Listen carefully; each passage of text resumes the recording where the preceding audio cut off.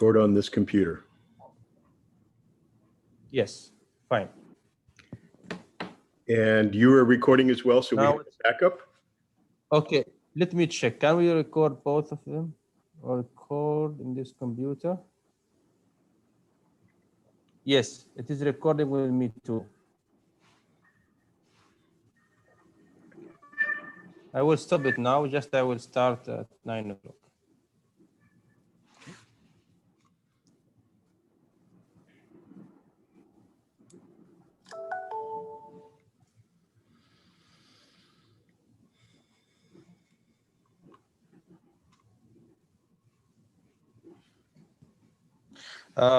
Your slide is open right now?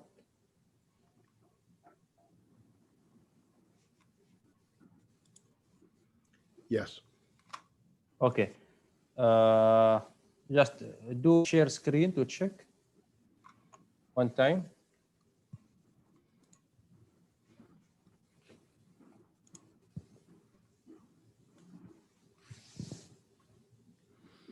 Share everything or just the PowerPoint? Maybe. No, yeah, choose the PowerPoint. You Yes. don't like to move to another screen, right? Just the PowerPoint. Yes. Good. Okay. And now I think we have to close it. Once you start talking, after Dr. Ali, start sharing your screen. Don't share it now because we would like to see you. Okay. Stop sharing now. Okay.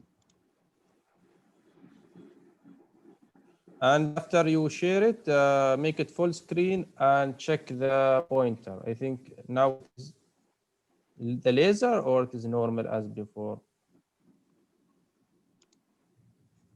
Just give it a check to make it ready. Okay, the pointer is good.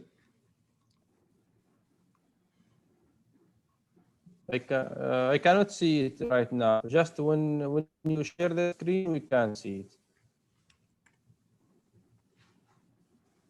Yes. Do you want me to share again?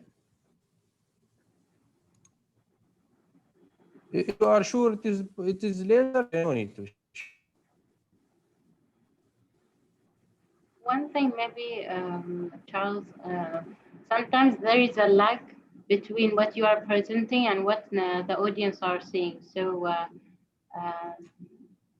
if that happens, we will let you know. Okay.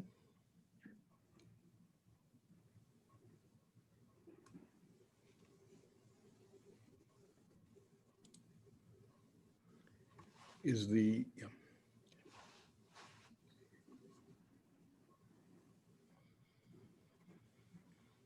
Yes, it's fine.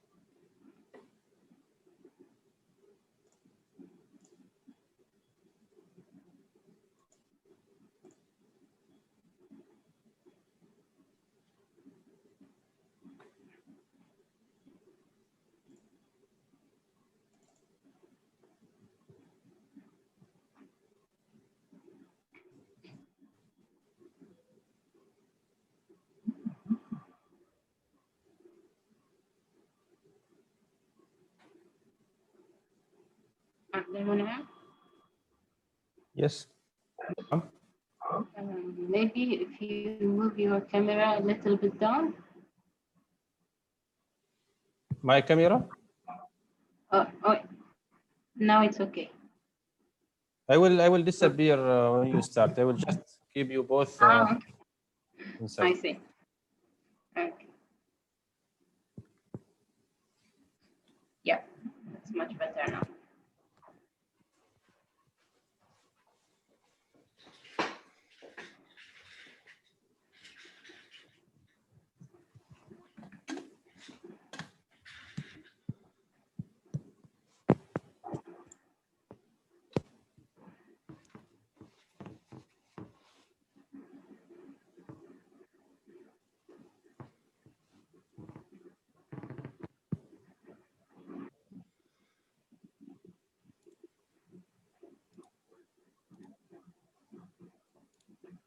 So Charles, what are you doing currently? What are you busy with? Today, These days, I mean, work-wise, what are you doing? I am working on a portfolio of natural gas prospects in the Gulf of Mexico, and they're all giant fields. They're big. They're prospects of great proportions. So it's contrarian because we're looking for natural gas, and we are not unconventional. And for APG, I am working on editing 3 special issues for the bulletin with my colleague, and editing 1 book on giant fields. Yeah.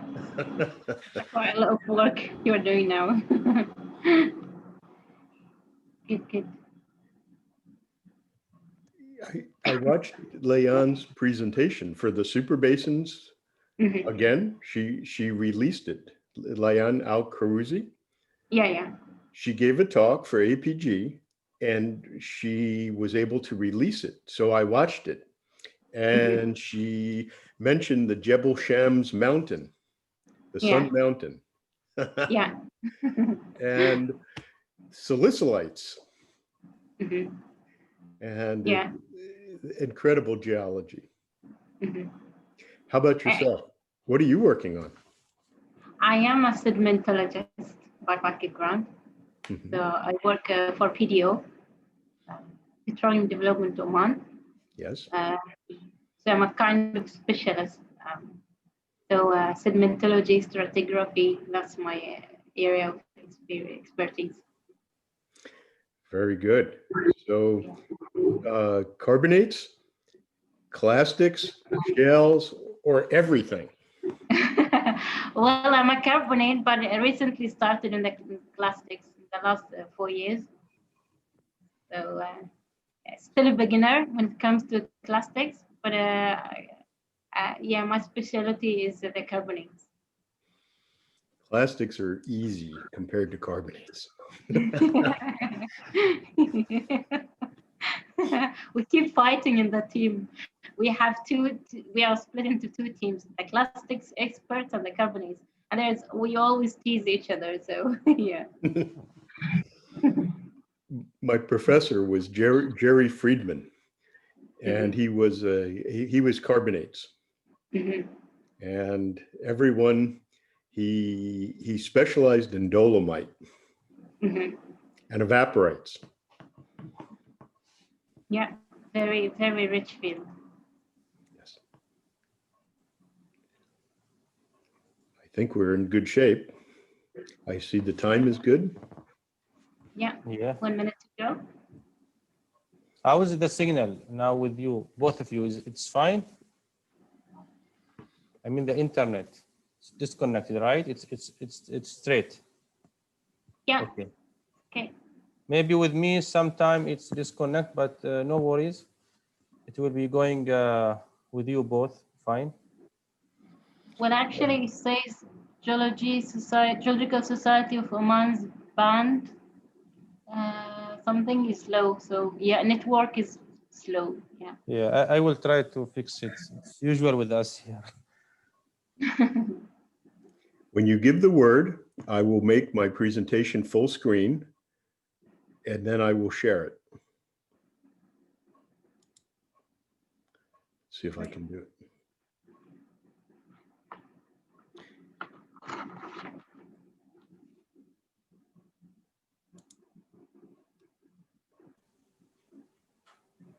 I may have to share it first and then go full screen.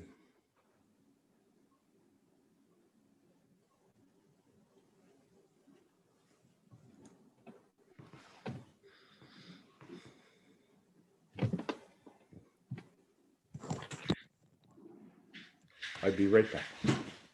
Okay, we have 10 people waiting right now.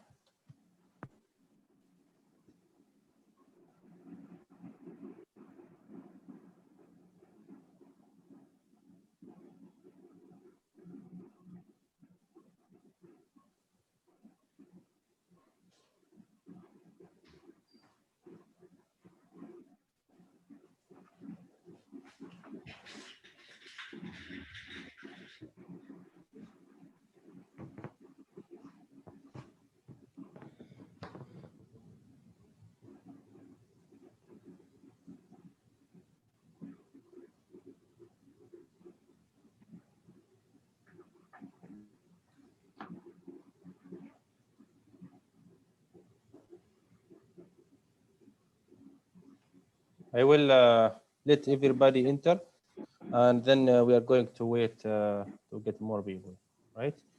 Now we have about 14 are waiting.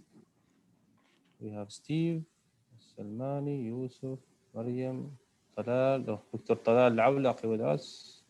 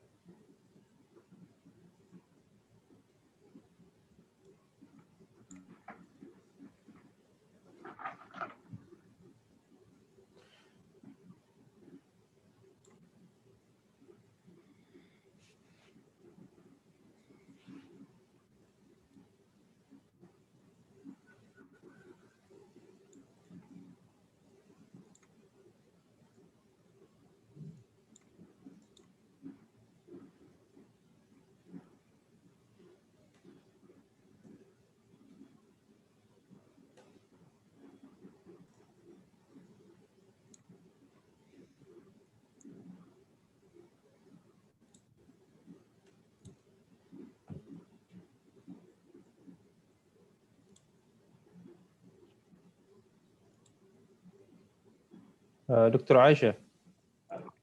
Yeah. You can start right now. Okay. Assalamu alaikum and good evening, everyone. My name is Aisha Al-Hajri. I am the Geological Society Vice President, Oman Geological Society Vice President, and it's a pleasure to host today's talk. Before we start the talk, we have a few things to mention. First of all, we will have a very rich month. We have lots of about 5 talks for this month. So keep watching for those talks. Variety of talks from optimization of less optimized reservoirs to geomorphic evolution of the Wahiba dunes. And we have another talk looking at the sediments nearby Al Khouth Dam, and also morphological changes in aeolian dunes and its implication for reservoir quality. But today's talk is focused on super basins. I'm very happy to introduce today's speaker. We have Dr. Charles Sternbach. A little bit about him, a little information. So Charles has more than 40 years of experience working in exploration for several companies around the globe, such as Shale and Tom Jordan. And he's currently the president of Stratigraphic Energy.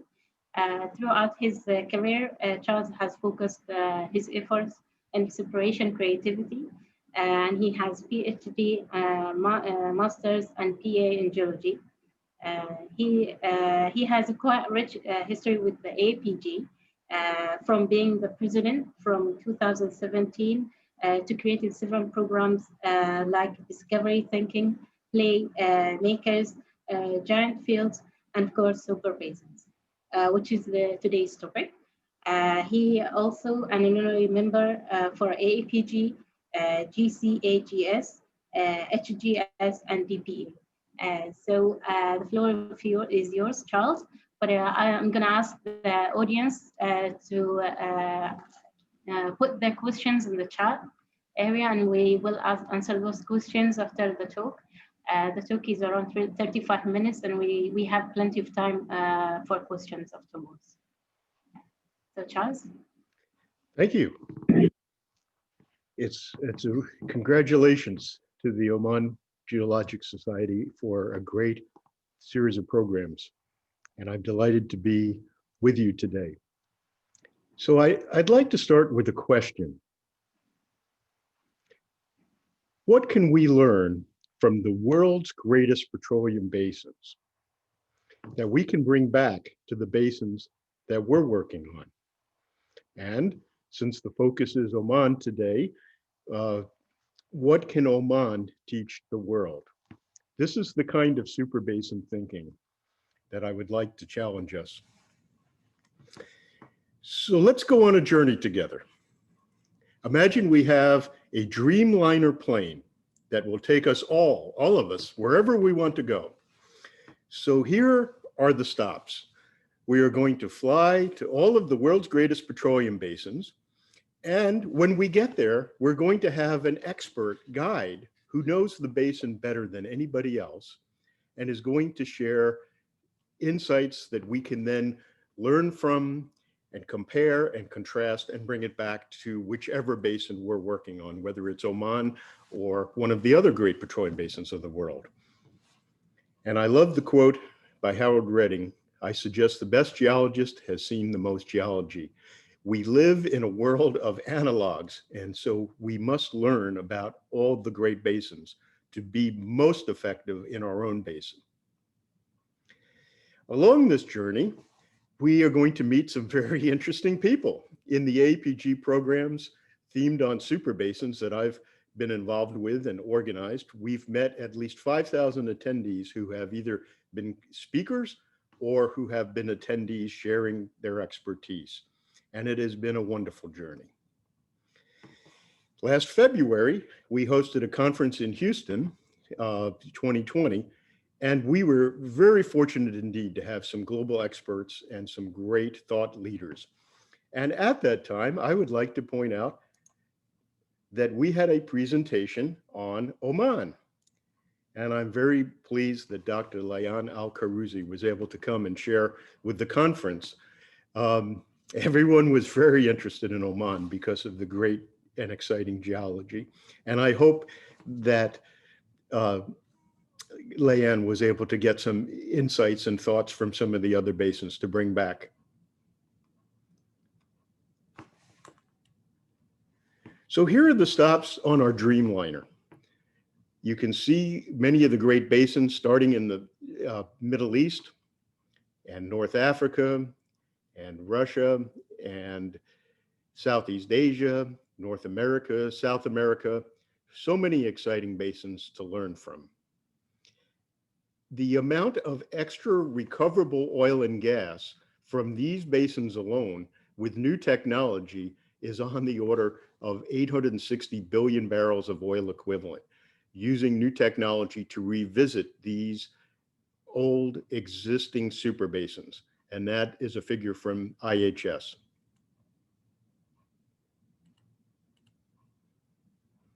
The keys in the offshore basins has been enhanced seismic imaging, and in the onshore drilling, horizontal drilling and hydraulic fracturing have been the key technological game changers.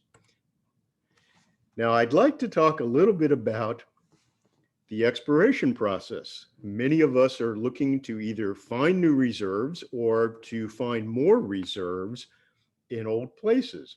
And each of the things we do every day somehow fits on this diagram, whether we are drilling prospects or making risk analysis or looking at prospect analogs or making hydrocarbon maps or doing sequence stratigraphy. There are so many things that we each do, but the foundation of the pyramid of the effort of finding and producing more oil and gas is basins and plays.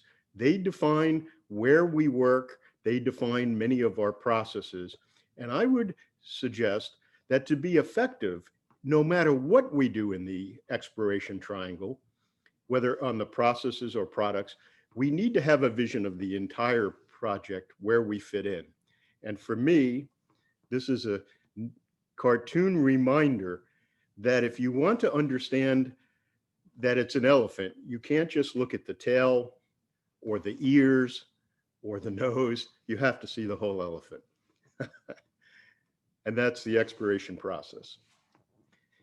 So for me, it's a great joy to be working on this project, to learn from the greatest petroleum basins in the world. And we're sharing the knowledge, the technology transfer, so that we can all benefit. And the Super Basin Initiative at APG includes the conferences that I mentioned, and I'll talk more about, but also we are working on special issues for the APG Bulletin. And my colleague, Dr. Claudio Bottolini, and I have just finished editing the first Super Basin special issue for the APG Bulletin. So APG members will see that in December. And we're really excited about that. And then we already have a second issue where we spotlight key basins so that it's a reference book that you can go to.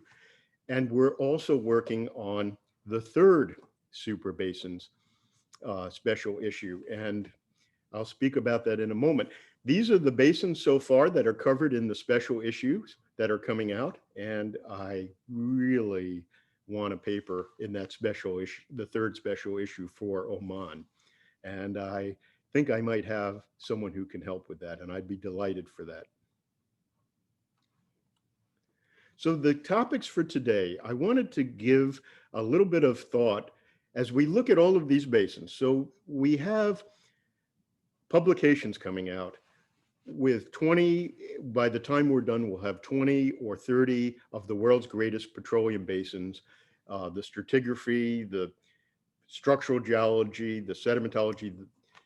But I wanted to kind of talk a little bit at the beginning. What are the things to think about as we look at each of the great petroleum basins in the world? And I think that it starts with technology. So we'll talk a little bit today about game-changing technology. Always the source rocks, a major petroleum system is the foundation, at least one or more of every one of the greatest basins in the world. We'll look at the reservoir, the various depositional systems, and we'll look at the tectonic setting and the different types of stratigraphic traps. And analogs are very important in our science because it's by comparing and contrasting that we gather the insights quickly. We'll talk a little bit about business and social license. And then to me, the most important of all is by continuing to learn and study from the basins, it fuels our creativity, which is the most important energy of all the energies. So let's say a few words about the new technology.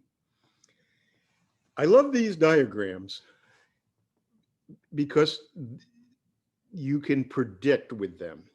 So on the x-axis is a timeline, and I have put a vertical line at 2010.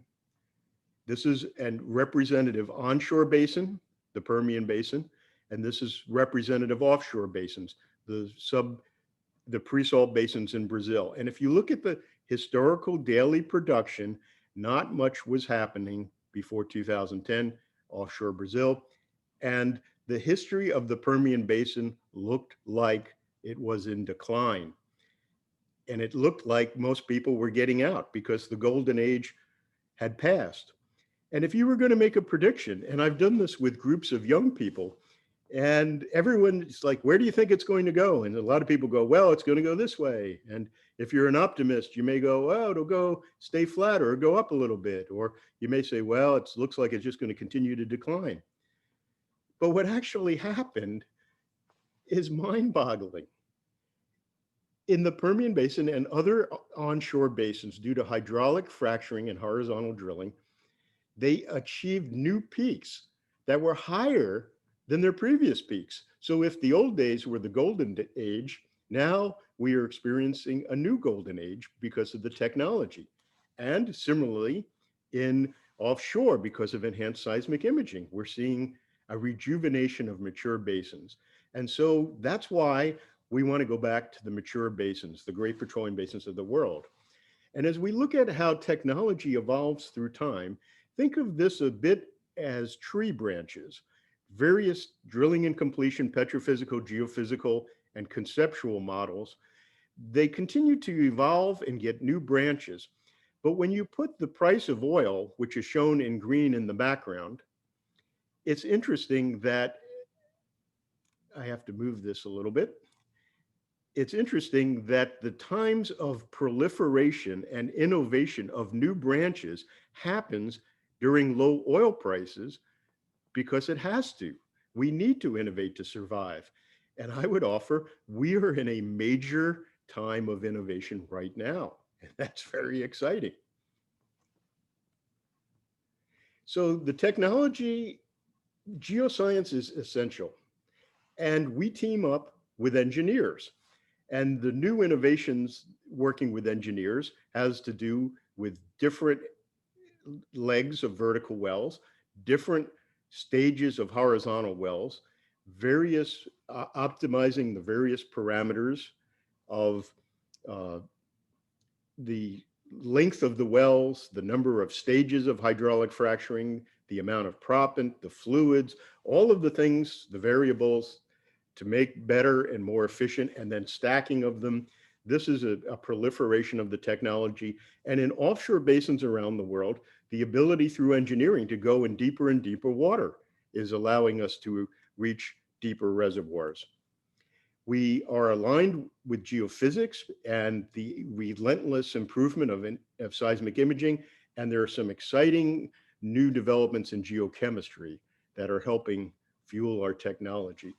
So here are some examples. I love examples. A map and a cross section is the key to a geologist. And it's a road map and a treasure map.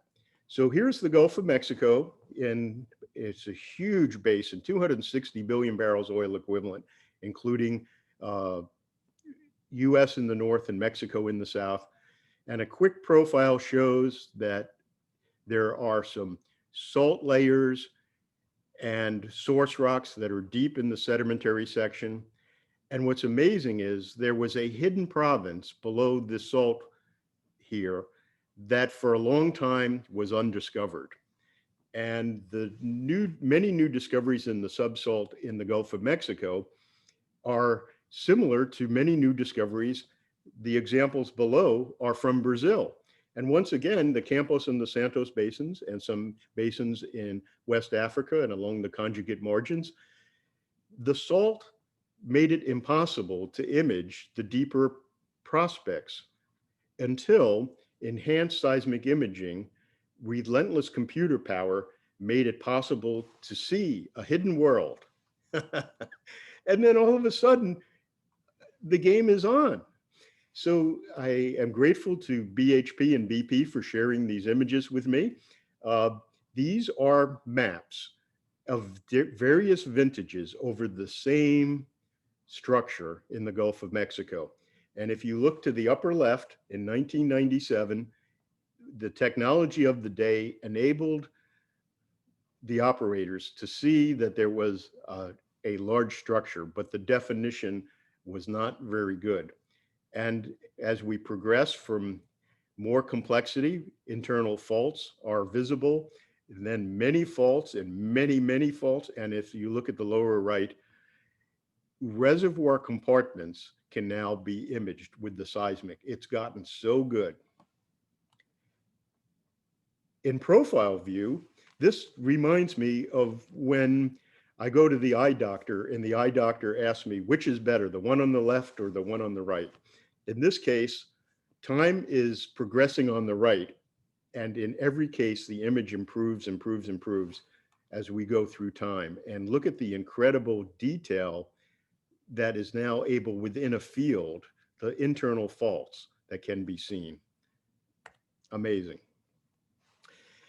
Part of the technological revolution, we've all heard about geomodeling and big data. This is very important in the large horizontal fields in North America, where lots of information is using powerful computers, can make plots of oil in place and recoverable and saturations. And you can see some 3D diagrams here. And look at all these well bores. It's always amazing to me to be able to keep track of so many different X, Ys, and Zs. And I think there's a great future in big data, but I do want to point out that our minds must guide the data. And the example I want to provide on the right of the screen is here are actual thicknesses of a sand body, and they are contoured differently. The data is the same in both cases, and the question is which map is right? And I would say it takes the geoscientist to tell us which map is right. We must use our thinking to understand what is the analog to something that we can relate to in the depositional environment. And then our creative mind helps us guide the data so that we really just can't contour the data. We need to interact with the data. So let's talk now about the source rocks and the various petroleum habitats, because there are many technologies that are unfolding in different habitats that are making new opportunities in old places.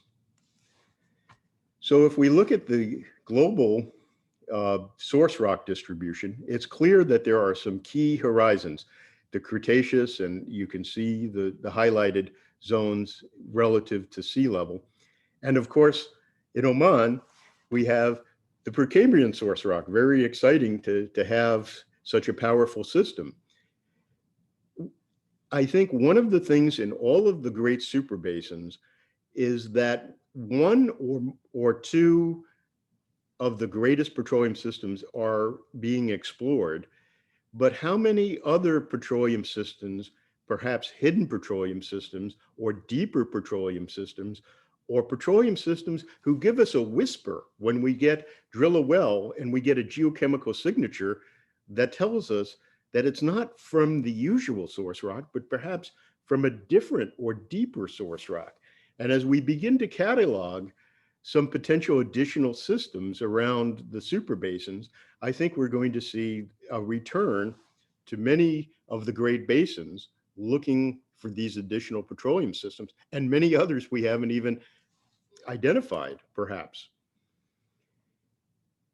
In a simple system, there is the source rock, there is the carrier beds where it migrates, and there is the reservoir. And in this case, we're showing anhydrite and a reservoir that forms a stratigraphic traps.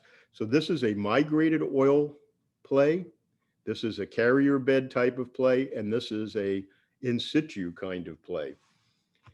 All of these plays are now benefiting from new technology, not just the unconventional source rock plays, but there is a proliferation in North America for the carrier beds. The way that the hydrocarbons get to conventional reservoirs using the new hydraulic fracturing and horizontal drilling is enabling new plays in the carrier beds too. And one of the things, let's talk about the three types: the migrated plays, the carrier bed plays, and the in situ plays. So the way to pursue a migrated play, which is the conventional type of play, there's some great work by Les Magoon and Wally Dow, and you have the reference here if you'd like to follow up.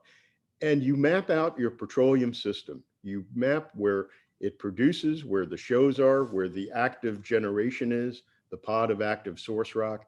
You identify a type locality. Well, you do an event history so you can see the critical events and when the charge is in place.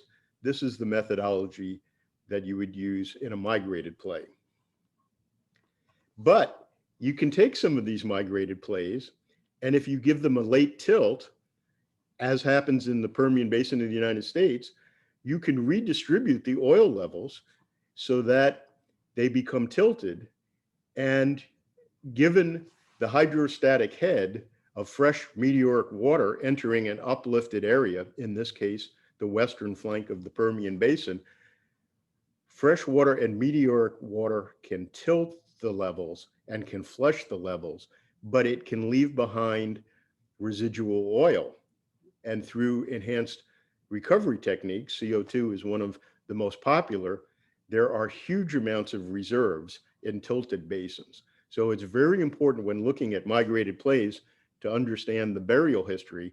And we've made a list working with Steve Meltzer and Bob Trendam on basins around the world that have late tilts and that may have as yet unrecognized residual oil zones.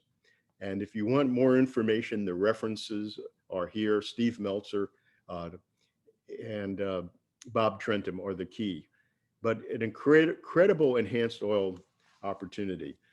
A few words about the carrier beds. As the oil and the hydrocarbons migrate from the source rock through the carrier beds, you can see that there are plays now where these rocks, the carrier beds may be tight, but they can be stimulated. And so we're cataloging a whole series of plays in North America where carrier beds can produce hydrocarbons. And I'm quite sure they are common all around the world.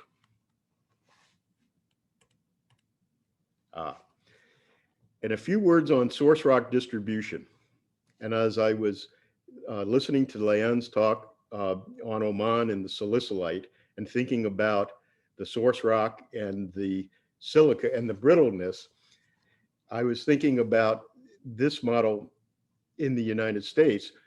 The key for unconventional resources is how are the source rock and the brittle layers distributed. In the Wolfcamp in the Midland and Delaware Basin, you can see that the source rock and the reservoir are interbedded. So if you break that up, you have a million little straws to help you recover the unconventional resource. Some plays like the Bakken have one individual layer, and if you break that, you can increase the permeability to produce the source rocks. And then other deposits like the Marcellus are just one big source rock. So let's talk a little bit about the basin fill in the reservoir, the depositional systems from source to sink. And what has become very clear is clinoforms are incredibly important in understanding the petroleum potential of the super basins. So the great textbooks, sedimentology, tell us that we must understand where the sediments come from, their source, and where do they wind up in the basins. And so there's a lot of work lately on sediments and fans, and very helpful when you're looking at any of the great super basins to understand your your fan distribution.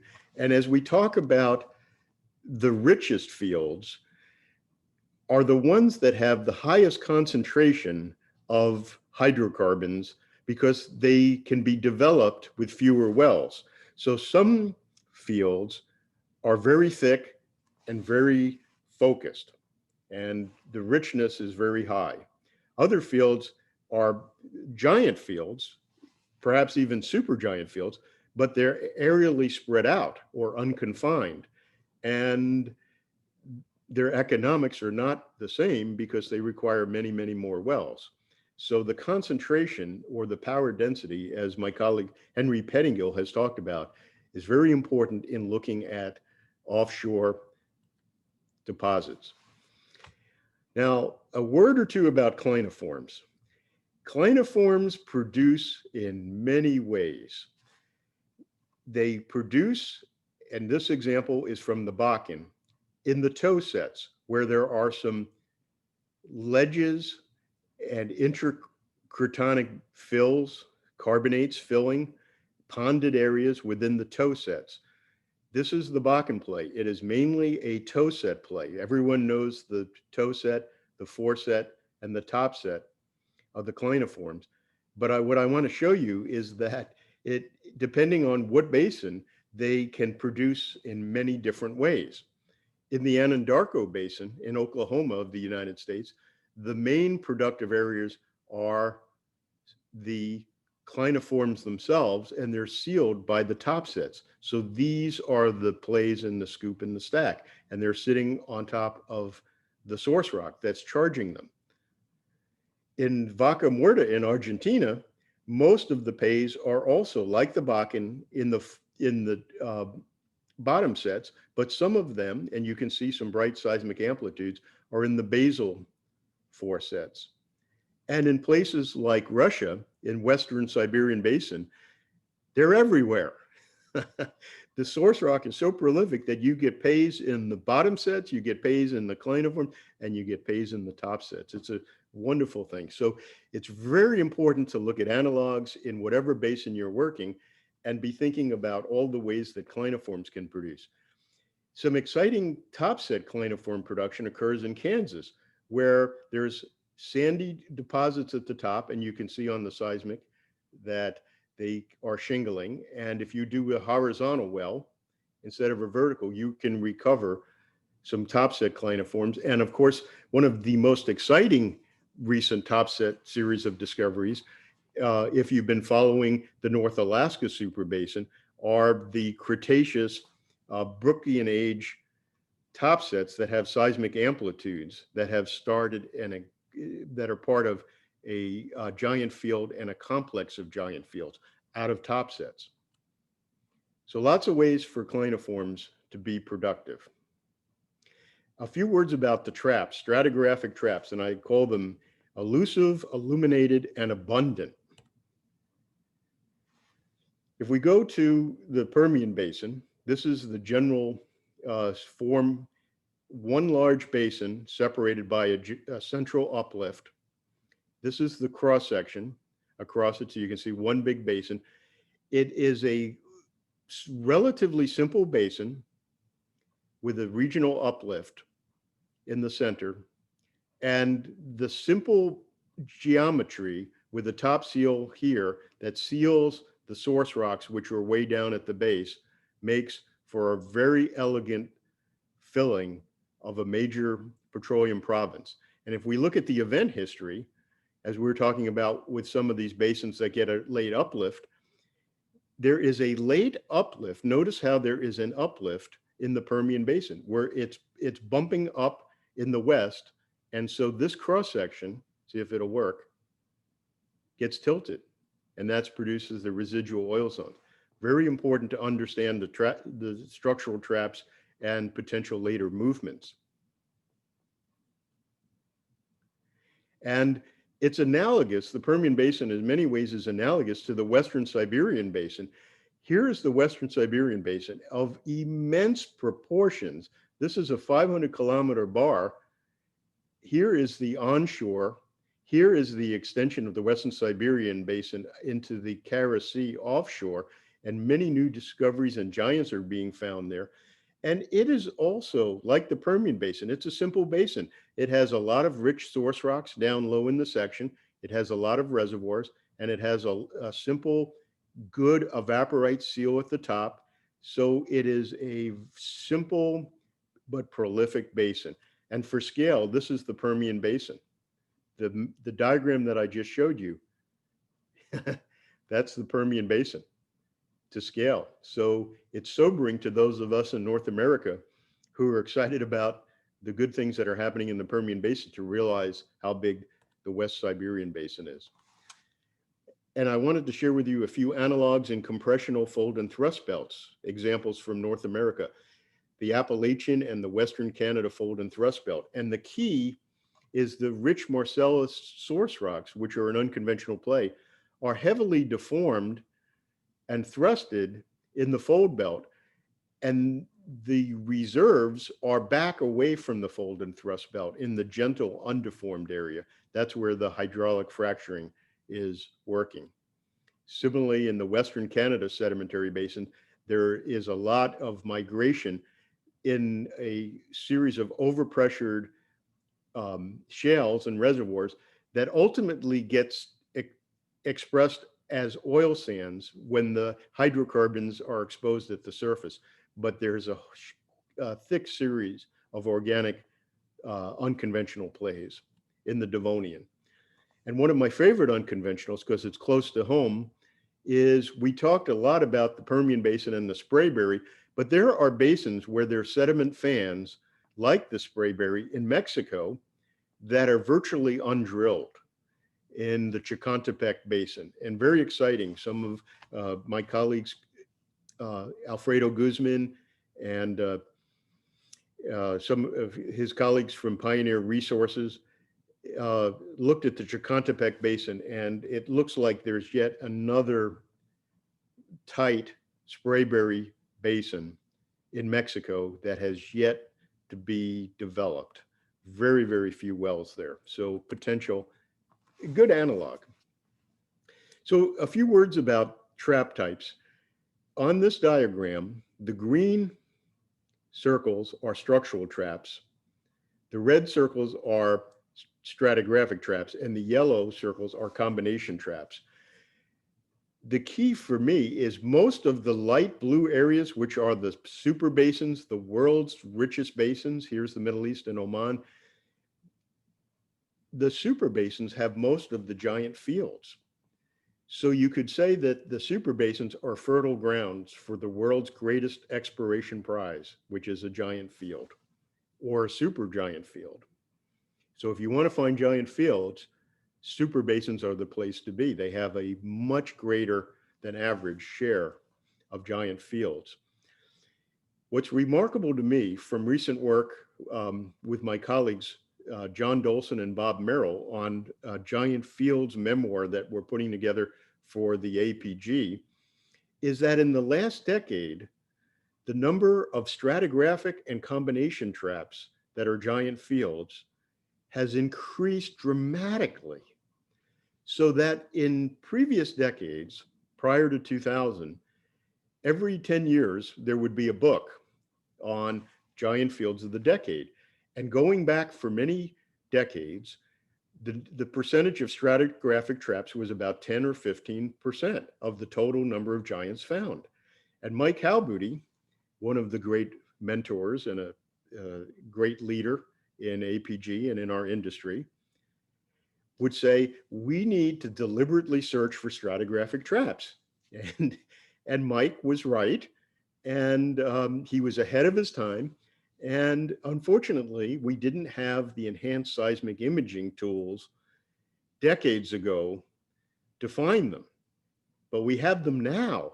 And we are finding 50% of the giant fields today are in turbidite stratigraphic traps or in carbonate plays or reef plays that are combination or stratigraphic traps. So new waves of giant field discoveries are happening because of the enhanced seismic imaging and the stratigraphic traps.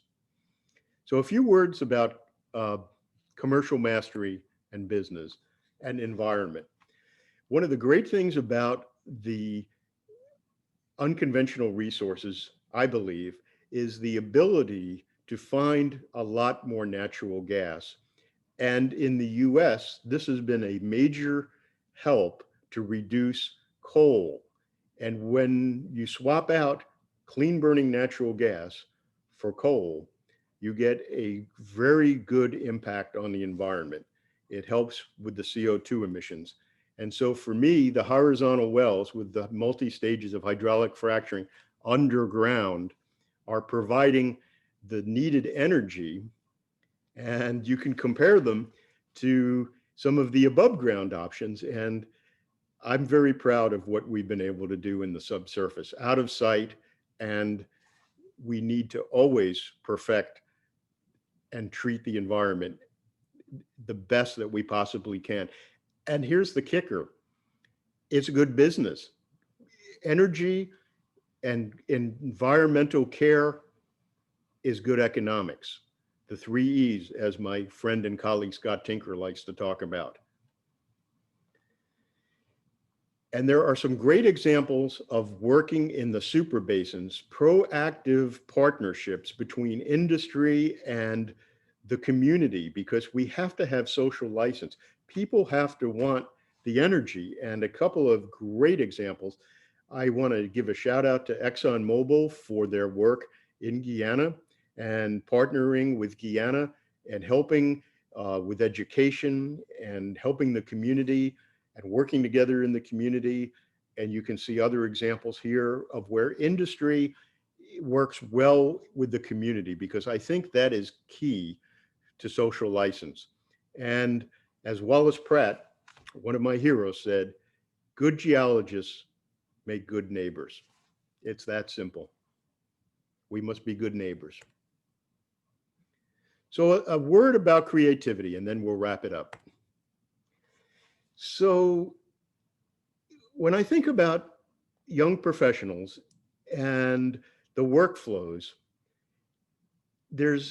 things are different than what they were when I started out. We have a major bifurcation in our industry, and I think of it very simply as short cycle and long cycle.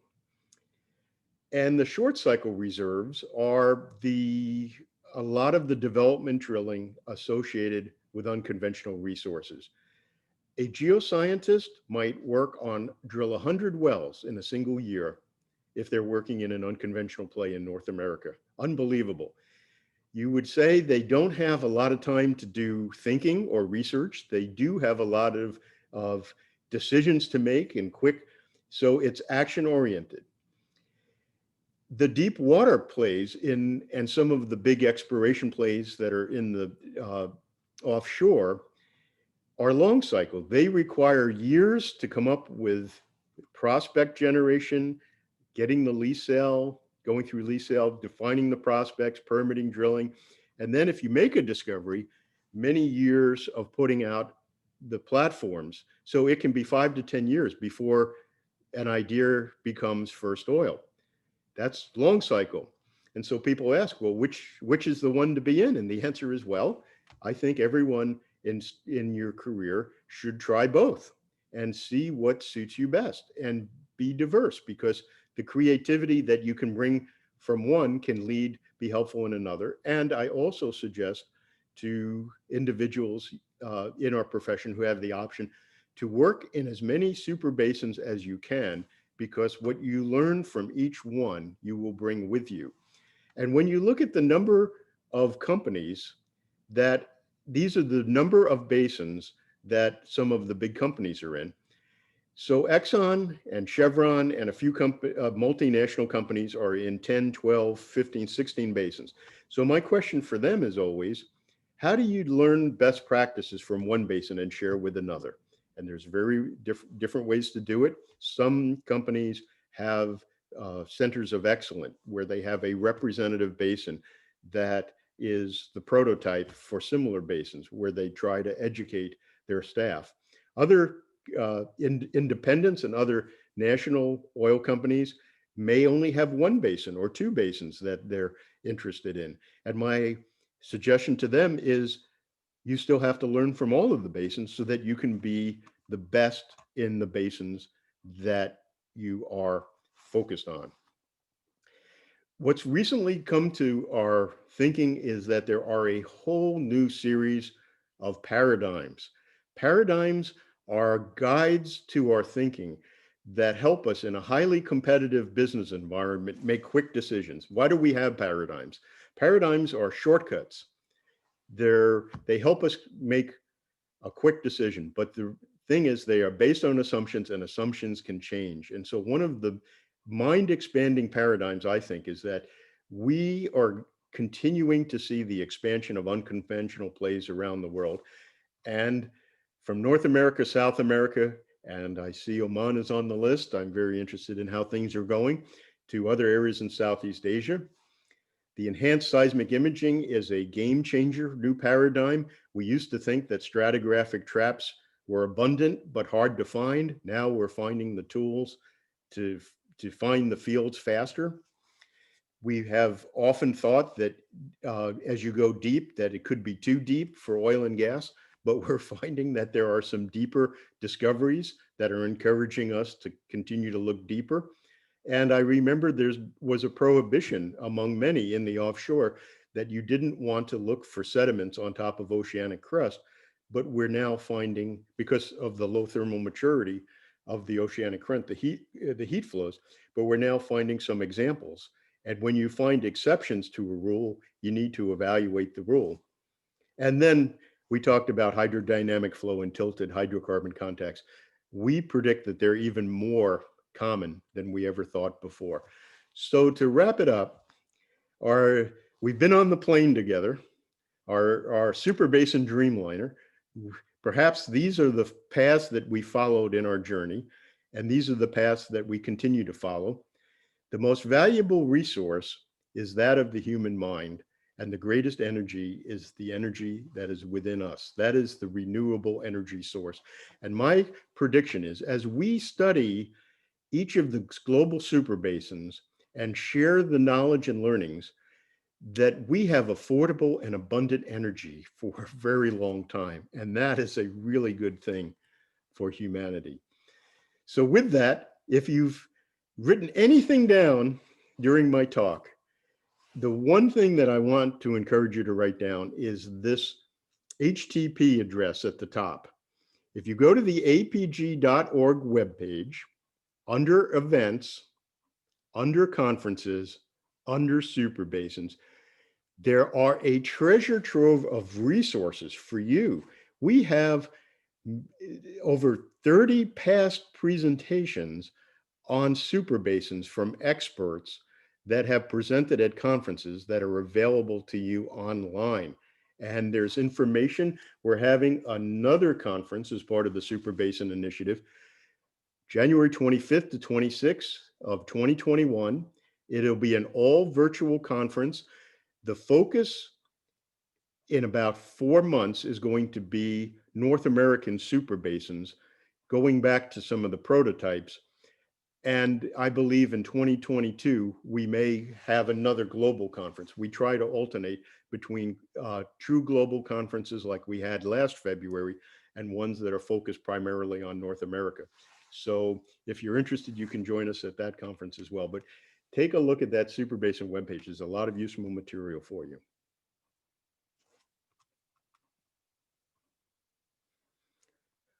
So thank you. Thank you very much, Charles, for the very interesting talk. And now the floor is open for questions. I can see there is notification in the chat.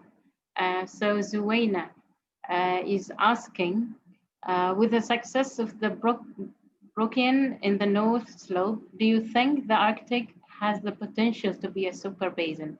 And will it ever be realized? I do think the Arctic has the potential to be a super basin.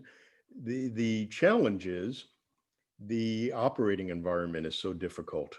And one of the things that is the great super basins, historical super basins, is that they have infrastructure. There is a lot of service companies, pipelines, facilities. These are very important things to keep the economics in line. And operating in the Arctic Circle, there's geologic potential, but the business potential has to be there as well.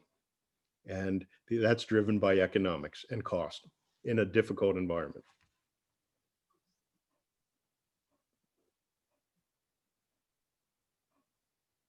We have another question from Maria Sami. She's asking, and she's saying, interesting topic. What is the best way to compare and find analogs for a basin you work in from the globe?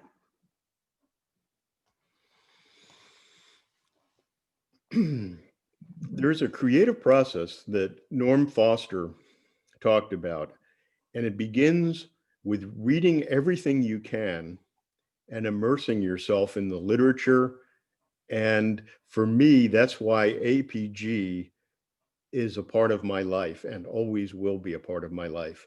I go to data pages and I look for any basin that I want to understand. I look for similar basins. I read everything I can.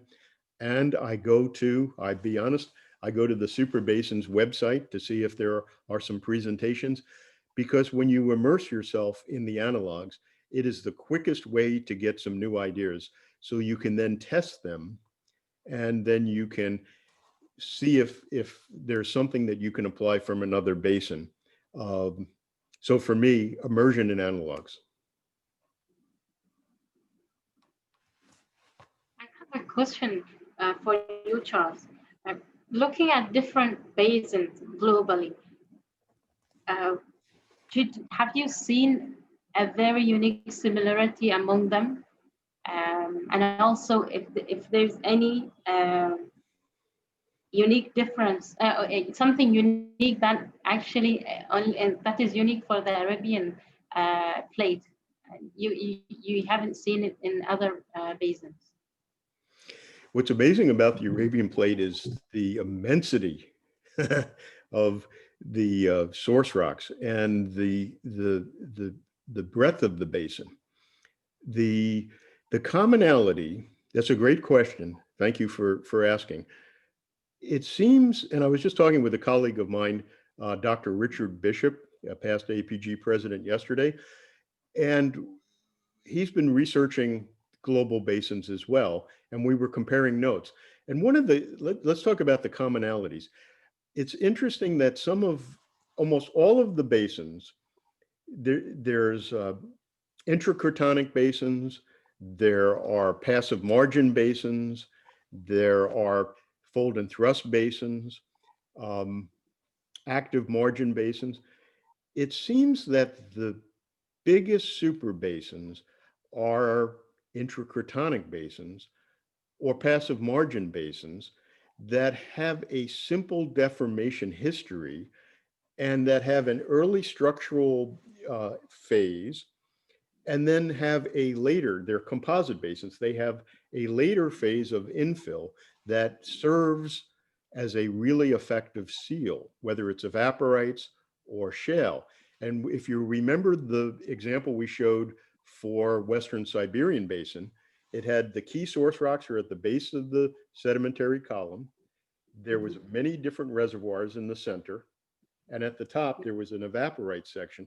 So if you think of it in the simplest form, the essence of most of the super basins have some form of rich source rocks deep in the section and an incredible top seal, whether it's salt or shale. Same thing for the Permian Basin, same thing for many other basins.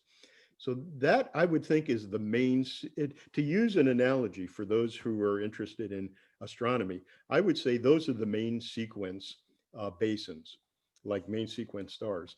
Then when you get different super basins, the fold and thrust basins, they're on a case-by-case individual basis. Some of them are extraordinary because they're special and unique. I would say that Oman, from what I know, is very special and unique for the incredibly powerful Precambrian source rocks, for example. And of course, it's blessed with the wonderful Cambrian and the salt seal, a key element. So we're defining, the answer is we're defining the details of what are the commonalities, but those are a couple of them.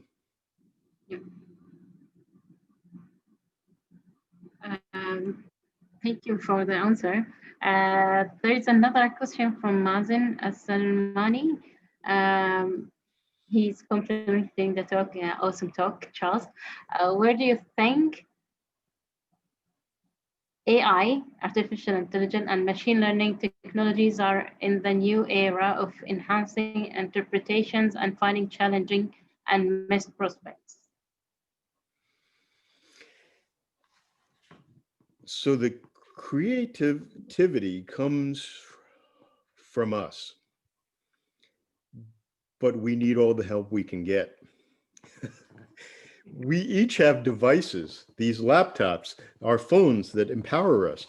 AI is an incredible tool to empower us to do things in a short time that used to take weeks or months or years to cross-correlate parameters, to correlate logs, to correlate attributes, to see things that we might not even ever get to see.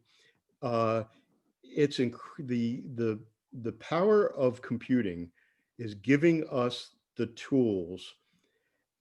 And I think that the model that I have for AI, and I'm not an expert, is that a hybrid model where there is a creative person that is using the tools, and the creative person has to be fueled with analogs and experience to properly guide the tools. And we looked a little bit at that example of the two ways to contour the same data points, and an experienced person who guides the process, who can look at a core and see something in the core that will guide them.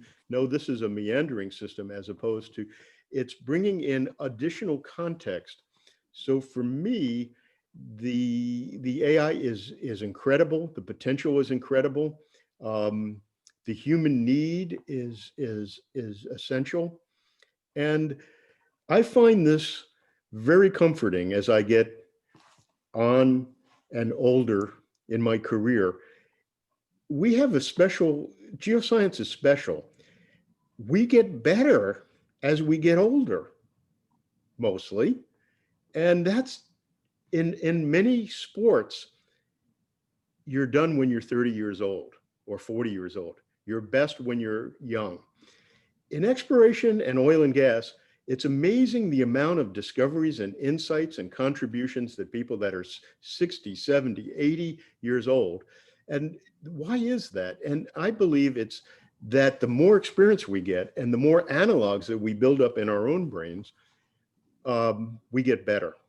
And we haven't designed the computers yet that can do that, but maybe in the future.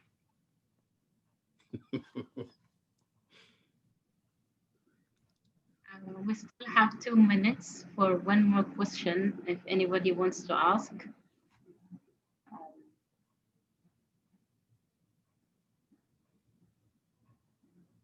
Otherwise, I can ask my last question if that's okay.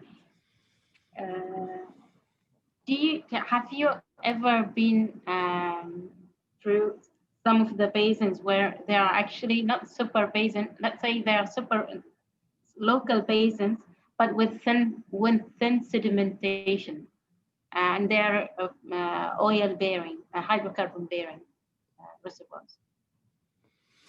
So help me understand the question. Basins that are not, that are hydrocarbon basins, but not yet super basins?